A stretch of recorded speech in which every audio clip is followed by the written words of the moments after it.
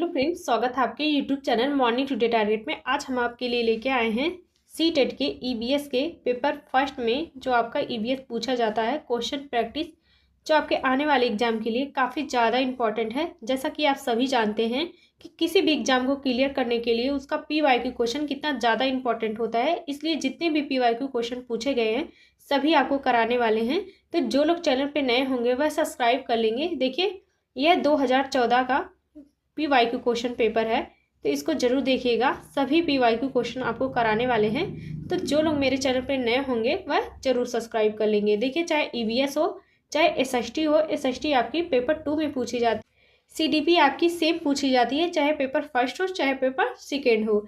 तो आप लोग जरूर देखिएगा, सबकी क्लासेस चलने वाली है, तो चैनल को जरूर सब्सक्राइब कर लीजिएगा। तो चलते हैं क्वेश्चन पे और अपनी तैयारी को अभी से बेहतर तरीके से शुरू कर दीजिए ताकि आपका फर्स्ट ही अटेम्प्ट में सीटेट क्लियर हो सके। तो पहला है, कांसा ब्रांच दो धातुओं का मिश्रण है, ये दो धातुओं कौन सी है? तो कांसा ब्रांच दो धातुओं का मिश्रण है, ये दो धातुएं कौन सी है? तो वह हो जाएगा तांबा और टीन हो जाएगा। इसका राइट आंसर यहाँ पे सेकेंड ऑप्शन सही हो जाएगा। नेक्स्ट क्वेश्चन है, निम्नलिखित समूहों में से उस समूह को चुनिए जिसमें खाना पकाने के तरीके ढंग दिए गए हैं। तो इसमें से कौन सा तरीका खाना बनाने का सही ढंग है? वह हो जाएगा, इसका राइट आंसर यहाँ पे 4 आंसर हो जाएगा, पहले सेक कर फिर तलकर और भून कर। तो इसका 4 आंसर यहाँ पे सही हो जाएगा। नेक्स्ट क्वेश्चन है, माउंट एवरेस्ट के बारे में सही कथन चुनिए। तो इसमें से माउंट एवरेस्ट के बारे में कौन सा कथन सही है? तो इसका राइट आंसर यहाँ पे हो जाएगा, सेकेंड ऑप्शन सही हो जाएगा। यह नेपाल का भाग है और इसकी चोटी की ऊंचाई 8,900 मीटर है, तो इसका सेकेंड ऑप्शन सही हो जाएगा। नेक्स्ट क्वेश्चन है, रेगिस्तानी ओक एक पेड़ का नाम है जिसकी जड़ें उस गहराई तक जमीन के भीतर जाती हैं जब तक कि पानी तक ना पहुंच जाए। इस पेड़ की जड़ों की गहराई इस पेड़ के ऊंचाई की लगभग 30 गुनी होती है। यह पेड़ कहाँ पाया जाता है? तो इसका राइट आंसर हो जाएगा यहाँ पे ऑस्ट्रेलिया में पाया जाता है, तो इसका यहाँ पे थर्ड ऑप्शन सही हो जाएगा।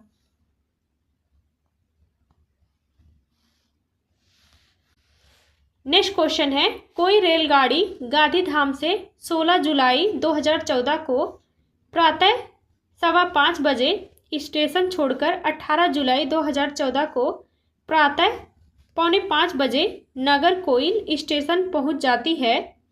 रेलगाड़ी द्वारा चली गई दूरी 2649 किमी है। इस रेलगाड़ी की औसत चाल कितने किलोमीटर घंटा लगभग है? तो इसका राइट आंसर यहाँ पे हो जाएगा 56 किलोमीटर है। इसका यहाँ पे सेकेंड ऑप्शन सही हो जाएगा।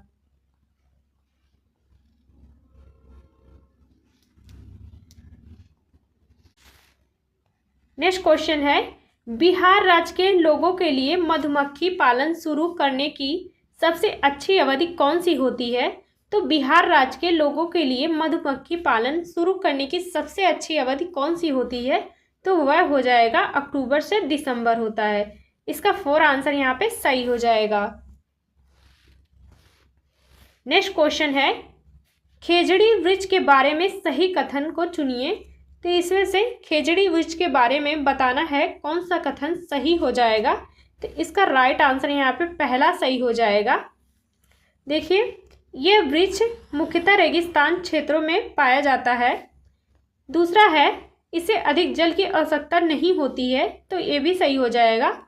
और तीसरा है, ये छायादार वृक्ष है जिसकी छाया में बच्चे खेलना पसंद करते हैं। तो आपका तीनों ऑप्शन सही हो जाएगा। और चौथा ऑप्शन है, ये अपने तने में जल एकत्रित करता है और लोग पतले पाइप से इस जल को पीते हैं, तो यह आपका गलत हो जाएगा। तो इसका फर्स्ट आंसर जो हो जाएगा सही हो जाएगा।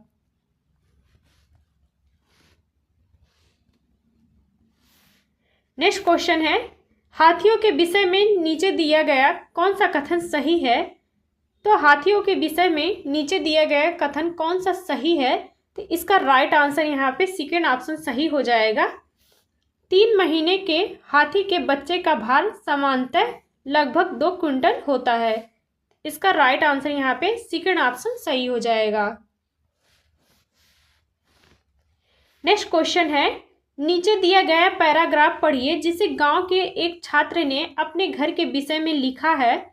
तो पहला है, मैं गांव से आया हूं, हमारे गांव में अत्यधिक वर्षा होती है, इसलिए हमारे घर धरती से लगभग 10 से 12 फुट 3.5 मीटर ऊंचे बने होते हैं। इन्हें मजबूत बांस के खंभों पर बनाया जाता है। यह घर अंदर से भी लकड़ी के बने होते हैं। तो यह गांव होना चाहिए कहाँ का? तो यह हो जाएगा असम का हो जाएगा। इसका सेकंड ऑप्शन यहाँ पे सही हो जाएगा। नेक्स्ट क्वेश्चन है, ब्रेल लिपि में मोटे कागज पर उभरे हुए बिंदु बने होते हैं, ये लिपि आधारित होती है। तो ब्रेल लिपि में मोटे कागज पर उभरे हुए बिंदु बने होते हैं, यह लिपि आधारित होती है। तो 6 बिंदुओं पर आधारित होती है। इसका राइट आंसर यहाँ पे सेकंड ऑप्शन सही हो जाएगा। तो देखिए जितने भी PYQ क्वेश्चन है सभी आपको कराने वाले हैं। तो जो लोग अभी तक चैनल को नहीं सब्सक्राइब किए सब्सक्राइब कर लीजिएगा और क्लास कैसी लगी कमेंट करके जरूर बताइएगा। नेक्स्ट क्वेश्चन है, निम्नलिखित पक्षियों में से कौन काफी हद तक अपनी गर्दन को पीछे तक घुमा सकता है? तो कौन से पक्षियों में से काफी हद तक अपनी पीछे गर्दन घुमा सकता है? वह हो जाएगा यहाँ पे उल्लू हो जाएगा। इसका राइट आंसर यहाँ पे सेकंड ऑप्शन सही हो जाएगा।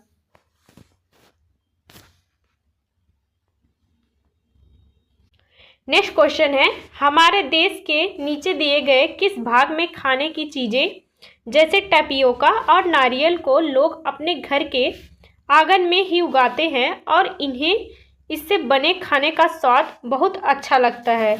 तो वह कहाँ का हो जाएगा? तो यह केरल का हो जाएगा। तो इसका राइट आंसर यहाँ पे 4 आंसर सही हो जाएगा आपका। नेक्स्ट क्वेश्चन है, कोई डॉक्टर एक मरीज को खाने के लिए कुछ दवाइयाँ लिखता है और साथ ही गुड़, आंवला और हरी पत्तेदार सब्जियाँ जरूर खाने का सुझाव देता है। यह मरीज किस रोग से पीड़ित होना चाहिए? तो वह हो जाएगा अनीमिया से हो जाएगा। इसका 4 आंसर यहाँ पे सही हो जाएगा। नेक्स्ट क्वेश्चन है, कुछ पक्षी हमारी तुलना में 4 गुनी अधिक दूरी तक देख सकते हैं, ये पक्षी कौन से होते हैं? तो कुछ पक्षी हमारी तुलना में 4 गुनी अधिक दूरी तक देख सकते हैं, वे कौन से पक्षी होते हैं? तो वह हो जाएगा चील, बाज और गिद्ध होते हैं। इसका यहाँ पे थर्ड ऑप्शन सही हो जाएगा। नेक्स्ट क्वेश्चन है, भारत के मानचित्र में दिल्ली की स्थिति के सापेक्ष हिमाचल प्रदेश की राजधानी शिमला और मध्य प्रदेश की राजधानी भोपाल क्रमशः स्थित है दिल्ली के। तो वह हो जाएगा उत्तर और दक्षिण में। इसका यहाँ पे थर्ड ऑप्शन सही हो जाएगा। नेक्स्ट क्वेश्चन है, EVS सापेक्षण डैश अर्थ में प्रयुक्त होता है? तो वह हो जाएगा एनवायरमेंटल स्टडीज। इसका राइट आंसर यहाँ पे 4 आंसर सही हो जाएगा। नेक्स्ट क्वेश्चन है, निम्नलिखित में से कौन सा प्राथमिक स्तर पर पर्यावरण अध्ययन के शिक्षण का उद्देश्य नहीं है? तो इसमें से बताना है कौन सा प्राथमिक स्तर पर पर्यावरण अध्ययन के शिक्षण का उद्देश्य नहीं है। तो वह हो जाएगा, इसका राइट आंसर यहाँ पे सेकेंड ऑप्शन सही हो जाएगा, शिक्षक कक्ष में कड़े अनुशासन को सुनिश्चित करें। तो यह प्राथमिक स्तर पर सही नहीं है। तो इसका राइट आंसर यहाँ पे सेकेंड ऑप्शन सही हो जाएगा। नेक्स्ट क्वेश्चन है, आंचल अपनी कक्षा 5 में पर्यावरण अध्ययन की कक्षा में अक्सर गहन जांच पड़ताल वाले कल्पनापरक प्रश्न पूछती है। उसके द्वारा इस प्रश्न करने का उद्देश्य डैश सुधार करना है। तो वह हो जाएगा चिंतन कौशलों में। तो इसका थर्ड ऑप्शन यहाँ पे सही हो जाएगा। नेक्स्ट क्वेश्चन है, कक्षा 3 के शिक्षार्थी को हमारे दोस्त पक्षी प्रकरण पढ़ाते समय नालिनी नीचे दी गई पद्धति का प्रयोग करती है। का है पक्षियों पर आधारित वृत्त चित्र दिखाना। खा है विभिन्न पक्षियों की तस्वीरों वाले चार्ट का प्रयोग करना और सापेक्ष में उनका वर्णन करना। तीसरा है शिक्षार्थियों को नज़दीक के पार्क में ले जाना और उनसे पक्षियों का ध्यान से देखने के लिए कहना। नलिनी किस प्रयोजन के लिए सीखने के विभिन्न उपागमों का प्रयोग कर रही है? तो वह हो जाएगा यहाँ पे इसका राइट आंसर सही हो जाएगा बहुबुद्धि वाले शिक्षार्थियों की विभिन्न आवश्यकताओं को पूरा करना। तो इसका सेकेंड ऑप्शन यहाँ पे सही हो जाएगा।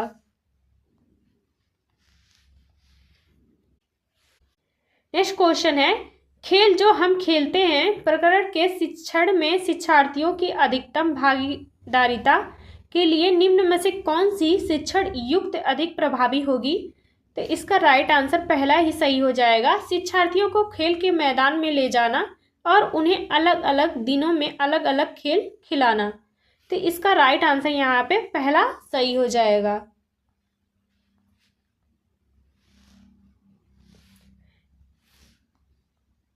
नेक्स्ट क्वेश्चन है, निम्न में से कौन सा पर्यावरण की कक्षा में रूपात्मक आकलन का सुनिश्चित कार्य नहीं है? तो नहीं पूछा है। देखिए कभी पॉजिटिव पूछता है या नेगेटिव, तो इसी में गलत हो जाता है क्वेश्चन। इस पर विशेष रूप से ध्यान दीजिएगा कि पॉजिटिव पूछा है नेगेटिव पूछा है। तो पहला है, पाठ में दी गई महत्वपूर्ण शब्दावली की परिभाषा की व्याख्या करना। देखिए व्याख्या करना वैसे आपकी नेगेटिव होता है, इसलिए इसका पहला ही गलत हो जाएगा।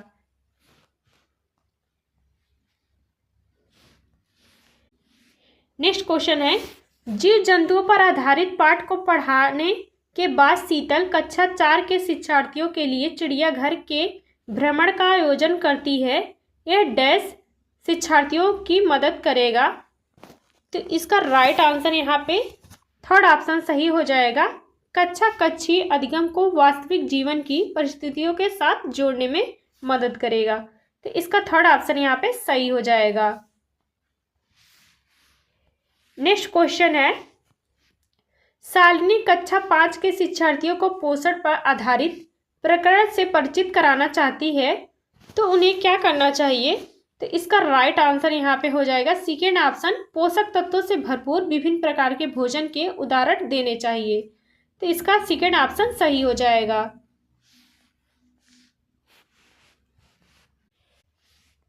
नेक्स्ट क्वेश्चन है, रसीम को यह सिखाया जाता है कि वह प्रश्न पत्र बनाते समय निम्न चरणों क्रम में नहीं है का अनुपालन करे। तो इसमें से बताना है अनुपालन किए जाने वाले चरणों का सही क्रम कौन सा हो जाएगा? तो वह हो जाएगा इसका राइट आंसर यहाँ पे देखिए पहला हो जाएगा रूपरेखा डिजाइन तैयार करना, फिर उसके बाद हो जाएगा ब्लूप्रिंट तैयार करना, और उसके बाद हो जाएगा प्रश्न लिखना, और लास्ट में हो जाएगा प्रश्न पत्र का संपादन करना। तो इसका राइट आंसर यहाँ पे हो जाएगा सेकेंड ऑप्शन जो सही हो जाएगा।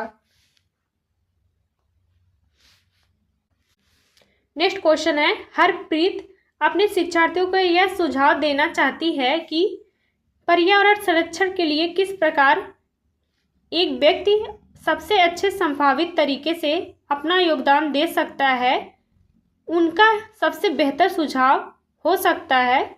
तो इसका राइट आंसर यहाँ पे हो जाएगा पहला, आने जाने के लिए सार्वजनिक संसाधनों का प्रयोग करना। तो इसका पहला आंसर सही हो जाएगा। नेक्स्ट क्वेश्चन है, कक्षा 5 के शिक्षार्थियों में जिज्ञासा जागृत करने का निम्न में से कौन सा प्रभावित तरीका होगा? तो कक्षा 5 के शिक्षार्थियों की जिज्ञासा जागृत करने का सबसे प्रभावी तरीका कौन सा हो जाएगा? तो इसका राइट आंसर यहाँ पे 4 आंसर सही हो जाएगा, गहन जांच परक और कल्पना परक प्रश्न पूछना। तो इसका 4 आंसर यहाँ पे सही हो जाएगा।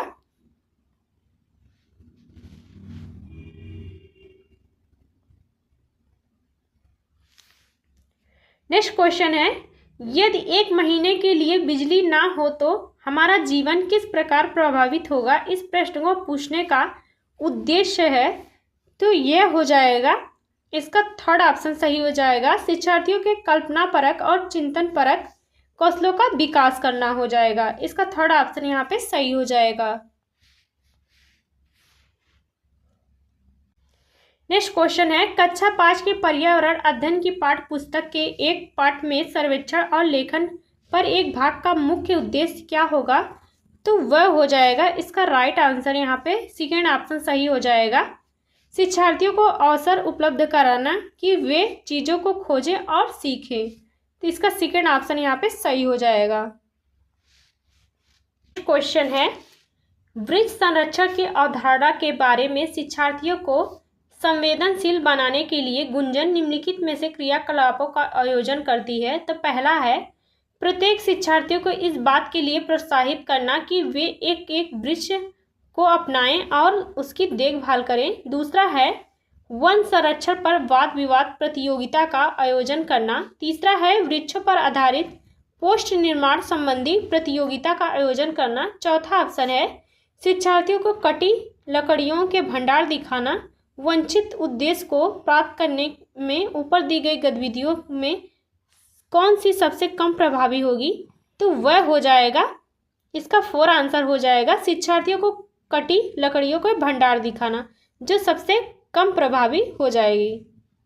इसका 4 आंसर यहाँ पे सही हो जाएगा। इस क्लास का लास्ट क्वेश्चन है, तो कक्षा 5 के शिक्षार्थियों को यदि यह समाप्त हो जाए, पाठ पढ़ाने के बाद शीला प्रकरण के बारे में शिक्षार्थियों की समझ के स्तर के बारे में जानने के लिए एक परीक्षण प्रशासित करती है, उसे यह जानकर आश्चर्य होता है कि एक बड़ी संख्या में शिक्षार्थियों संबंधी अवधारणा को नहीं समझ पाए। इसका प्रमुख कारण क्या हो सकता है?